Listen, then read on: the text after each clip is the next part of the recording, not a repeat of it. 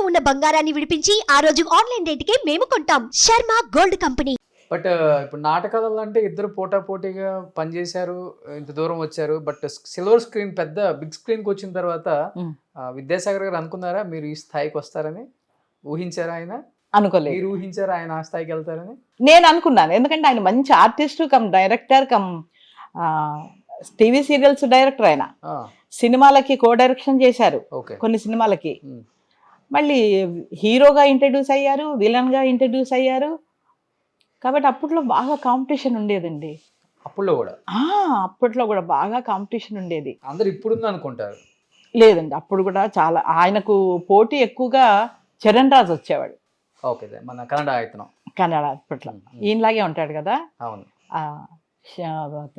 శివకృష్ణ వీళ్ళంతా కూడా అప్పట్లో ఆయనకు పోటీ. సరే, నేను ఒకటే అనుకున్నా, రాతలో ఏదుంటే అది జరుగుతుంది అనుకునేవాళ్ళం. కానీ బాగా ఫేమస్ అయ్యారు తను. బాగా లిఫ్ట్ ఇచ్చింది జంధ్యాల గారు ఒకరు, పినిశెట్టి రవిరాధ గారు పినిశెట్టి గారు. అదో చిరంజీవి గారి సినిమాలు అన్నింటిలో ఉన్నారు. లేదు, ఒకటో రెండో చేశారు అంతే. అది కూడా గెస్ట్ క్యారెక్టర్సే చేశారు. లాయర్, ఇంకొకటి ఏదో చేశారు. కృష్ణారెడ్డి, ఎస్వి కృష్ణారెడ్డి గారు ఆయన సినిమాలు అన్నిట్లోనూ ఈయనను పెట్టేవారు. ఏదో ఒక క్యారెక్టర్ ఇచ్చి పెట్టుకునేవారు. రాజేంద్రుడు గజేంద్రుడు అందులో #1 కృష్ణ గారి సినిమా, మాయలోడు, వీటన్నిట్లో ఆయన మాత్రం కంపల్సరీగా సాగర్ గారిని పెట్టేవారు. ఒక గుండు క్యారెక్టర్ చేసుకుని, అదే మాయలోడు గుండు చేయించుకో సాగర్ అంటే చేయించేసుకుంటాను గురువు గారు అని చేసేసుకున్నారు. బాగా గుండు కలిసి వచ్చాయి అనుకుంటా. బాగా లిఫ్ట్ ఇచ్చారండి ఎస్వి కృష్ణారెడ్డి గారికి మాత్రం. ఇక్కడికి వచ్చాక బాగా, అలాగే ఆయన పెరాలసిస్ అటాక్ అయ్యి హాస్పిటల్లో ఉంటే అపోలో హాస్పిటల్లో డైలీ వచ్చి పలకరించి వెళ్ళేవారు కృష్ణారెడ్డి గారు. డైలీ, ఏం భయపడకు సాగర్, నువ్వు లేచి మళ్ళీరా, నువ్వు ఒక్కరోజు కూడా ఖాళీ లేనంత బిజీ చేస్తాను నేను అనేవారు. ఏ ఇయర్లో వచ్చింది పెరాలసిస్? 1992. కోలుకున్నారు తర్వాత? అంటే కోలుకోవడం అంటే ఒక 5-6 ఇయర్స్ అయితే కంప్లీట్ బెడ్ అండి. హాస్పిటల్లో జాయిన్ చేశాము అపోలోలో, 2 months అట్లా పెట్టాను.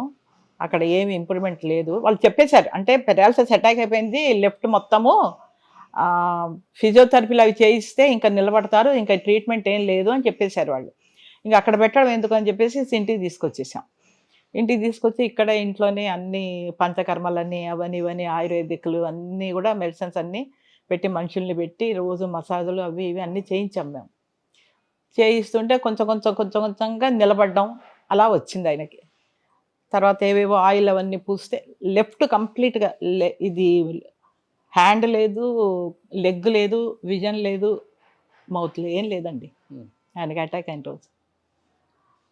అలా కనీసం ఒక 3-4 years అలాగే ఉన్నారు ఆయన. ఇవన్నీ మెడిసిన్స్ వేసి ఎక్సర్సైజులు అన్నీ చేయిస్తే కనీసం ఒక 7-8 ఏళ్లకు కొంచెం నిలబడ్డం మొదలుపెట్టారు. మొదలుపెట్టినప్పుడు టీవీలో అనౌన్స్మెంట్ ఏమొచ్చిందంటే, కూళ్ళ అనే ఊరు ఒకటి ఉంది నంద్యాల దగ్గర, అక్కడికి తీసుకెళ్తే ఈ పెరాలసిస్ వచ్చిన వాళ్ళకి తీసుకెళ్తే వెంటనే నయం అవుతుంది అని చెప్పి అనౌన్స్ చేశారు. చేయగానే ఇంకా నేనేం చేసేదాన్ని అంటే, ఎక్కడ ఎవ్వరు వచ్చి, ఇప్పుడు మీరు వచ్చి రత్నగారు అక్కడ ఫలానా చోట మంచి మెడిసిన్ ఉందట వెళ్ళండి అనగానే గబో ఒక చీర తీసుకొని బ్యాగులో పెట్టేసుకొని బస్ ఎక్కేదాన్ని. నాకు బస్సులన్నీ ఫ్రీయే కదా, ఎంప్లాయీ కదా నేను, అన్నీ ఫ్రీ. పైగా నేను సర్వీస్లో ఉండగానే ఆయనకు అటాక్ అయింది. సో మా జీఎం వరకు తెలుసు రత్న మొగుడికి ఇట్లా అయ్యింది అని చెప్పి. సో నాకు అన్ని బస్సులు ఫ్రీ పెట్టుకొని వెళ్ళిపోయేదాన్ని ఆ ఊరికి. వెళ్ళిపోయి వాళ్ళందరితో మాట్లాడి అక్కడ ఎవరు మంది వేస్తారు ఏంటి అని రిపోర్ట్స్ అన్నీ తీసుకెళ్ళి చూపించేదాన్ని. చూపిస్తే వాళ్ళు, ఏం పర్వాలేదమ్మా, 10 ఏళ్ళు కానీ తీసుకురా, మేము బాగు చేస్తాం కదా, నువ్వు ఎందుకు ఫికర్ చేస్తున్నావు అనేవాళ్ళు. అలా తీసుకెళ్ళి అలా మందులు ఇప్పించేదాన్ని. ఇప్పిస్తుంటే కొంచెంగా ఇంప్రూవ్మెంట్ వచ్చిందండి. అలా నేను తిరిగిన ఊళ్ళు మొత్తం 23 ఊళ్ళు తిరిగా ఆయన్ని పెట్టుకొని. ఒక్కదాన్ని, ఇంకా చిన్నపిల్లలు, ఆడపిల్లలు, అయ్యో మగవాళ్ళు లేరు కదా, ఒక్కటే వెళ్ళిపోయేదాన్ని. కారు వేసుకునేదాన్ని, అందులో కూర్చోబెట్టుకొని ఆయన తీసుకెళ్ళి ట్రీట్మెంట్స్ అలా ఇప్పించి చివరికి మనిషిని మొత్తంగా నిలబెట్టాం. విజన్ వచ్చేసింది, స్పీచ్ వచ్చింది, చేయి రాలేదు, లెగ్ వచ్చింది. సరే అలా ఎక్సర్సైజులు చేయిస్తూ నిలబడ్డాడు మనిషి బాగానే. ఇండస్ట్రీలో అందరికి తెలుసా ఇలా అయింది? మొత్తం చిరంజీవి గారి దగ్గర నుంచి అందరికీ తెలుసు, అందరికీ తెలుసు. ఎందుకంటే వాళ్ళ సినిమాలన్నీ చేశారు కదా అప్పుడే. నేను చేశాను కదా ముగ్గురు మనగాళ్ళు, అది అయిన తర్వాతనే కదా ఈయన పడిపోయింది. ఓకే, అందరికీ మొత్తం ఇండస్ట్రీకి తెలిసింది, కానీ ఎవరేం చేయరండి. ఒక్కరు కూడా పలకరించలేదు. ఆయన ఫీల్డ్లో ఉన్నంత వరకే పలకరింపులు, రోజు ఫోన్లు చేయడాలు అన్నీ, సాగర్కి అన్నీ. తర్వాత ఎవ్వరు ఓన్లీ 2000లో మా అమ్మాయి పెళ్లి చేశాము, పెద్దమ్మాయి పెళ్ళికి. అప్పుడు ఈయన నిలబడిపోయారు, చేయి రాలేదు, నడక వచ్చేసింది, అన్నీ వచ్చేసాయి. చక్కగా ఒక్కరే ఇక్కడి నుంచి బయటి వరకు వాకింగ్ చేసుకుంటూ వెళ్ళేవారు, వచ్చేవారు. బాగుంది. మా అమ్మాయి పెళ్ళప్పుడు కూడా నాకు అందరు బాగా హెల్ప్ చేసింది. ఎస్వి కృష్ణారెడ్డి గారు, అచ్చిరెడ్డి గారు, బ్రహ్మానందం గారు, కోట శ్రీనివాసరావు గారు, మురళీమోహన్ గారు, వీళ్ళందరూ వచ్చి హెల్ప్ చేశారు. వచ్చిన వాళ్ళని రిసీవ్ చేసుకోవడం అన్నీ. పెళ్ళి ఘనంగా చేసేసాము, అందరు వచ్చారు, అయిపోయింది. మనిషి బాగున్నాడు, అమ్మయ్య అనుకున్నాను. అనుకుని 4 years తర్వాత ఏవో చెప్పారు, కేరళలో మంచి మందు ఉంది సాగర్, నువ్వు వెళ్ళి అక్కడికి అన్నారట. నేనేం చేశారు, అక్కడికి ఫోన్లు చేసి అన్ని టికెట్ బుక్ చేసేసుకున్నారు వెళ్ళిపోవాలని. అక్కడ 1 month ఉండాలి. నాకు చెప్పారు నేను వెళ్తాను అని అంటే, సరే మనిషిని అరేంజ్ చేస్తాను మీరు వెళ్ళండి, ఎందుకంటే నా పెద్ద కూతురు పెళ్ళి అప్పుడు పాప పుట్టింది, నేను రాలేను.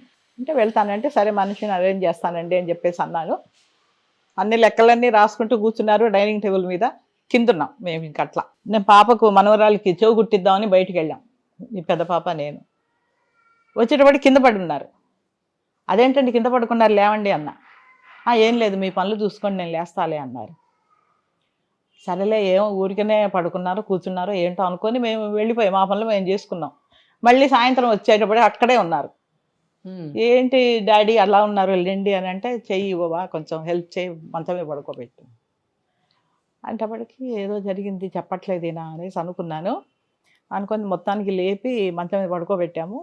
అయితే తన కజిన్, తన డాక్టర్, మా వారి కజిన్స్ అందరూ డాక్టర్లే. కొంతమంది ఇక్కడ ఉన్నారు, కొంతమంది అమెరికాలో సెటిల్ అయిపోయారు. ఇక్కడ పక్కనే ఉంటాడు. తను పిలిచా, బాబ్జీ అన్నయ్య ఇలా లేవట్లేదు, నాకేదో డౌట్ ఉంది నువ్వు రా అంటే అప్పుడే పరిగెత్తుకొచ్చారు. పక్కనే ఉంటాడు. వచ్చి ఏరా సాగర్ ఏమైందని అంటే, ఏం లేదు లేదు ఏదో అయ్యింది నువ్వు చెప్పట్లేదు అని అంటే, ఏం చెప్పట్లేదు, ఏం లేదురా బాగున్నాను అని. మా మరిది నా దగ్గరికి వచ్చి, వదిన ఏదో జరిగింది ఇటు చెప్పట్లేదు, కదా డాక్టర్ తీసుకెళ్దాం, హాస్పిటల్ తీసుకెళ్దాం అని చెప్పేసి కేర్ బంజారాకి, తను అక్కడ ఉన్నాడు అనమాట డాక్టర్గా, అక్కడ తీసుకెళ్ళి ఎక్స్రే తీస్తే ఈ బోను విరిగిపోయింది లోపల. పడిపోయారు కదా, లెఫ్ట్దే విరిగిపోయింది లోపల. వదిన వీడు బోను విరగొట్టుకున్నాడు, ఆపరేషన్ చేయాలి అని. కానివ్వండి అన్న. మళ్ళీ ఆపరేషన్ చేసి ఇక్కడ రాడ్ వేశారు లోపల నుంచి. మళ్ళీ 2 years బెడ్, మళ్ళీ ట్రీట్మెంట్స్, మళ్ళీ మధ్యాహ్నాలు అన్నీ చేయించి మనిషిని మళ్ళీ నిలబెట్టాను 2-3 years తర్వాత. మరి సినిమా ఆయనకి 92 నుంచి ఇలా అయ్యి ఆయనకి లేవు మీకు లేవు, ఫైనాన్షియల్గా చితికిపోయినారమ్మా బాగా? లేదు, భగవంతుడి దయ వల్ల మాకు ఏ లోటు రాలేదండి డబ్బుల విషయంలో.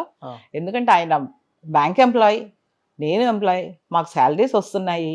మాకు అసలు ఏదన్నా ఇంకా చిన్నవి ఏంటంటే నాటకాలు వేసుకునేవాళ్ళం, టీవీ సీరియల్స్. అప్పుడే మాకు దూరదర్శన్లో బాగా ఫేమస్ మేము. అప్పుడు దూరదర్శన్ ఒక్కటేగా ఉండేది. తర్వాత అన్ని ఛానల్స్ వచ్చాయి. అన్ని ఛానల్స్లో నేను ఎంటర్ అయిపోయా. బాగానే బిజీగా ఉన్నాను. రేడియో రికార్డింగ్లు మాకు, ఓ పక్కన సినిమా డబ్బింగులు, ఇవన్నీ చెప్పుకుంటూనే ఉన్నాం. కానీ ఏ రోజు మాకు ఆర్థికంగా ఇబ్బంది లేదండి దేవుడి దయ వల్ల. ఈ రోజు వరకు కూడా నా చెయ్యి ఇదే, ఇది కాదు. సుమన్ టీవీలో మీ పర్సనల్ అండ్ బిజినెస్ ప్రమోషన్స్ కోసం కింది నెంబర్కి కాంటాక్ట్ చేయండి.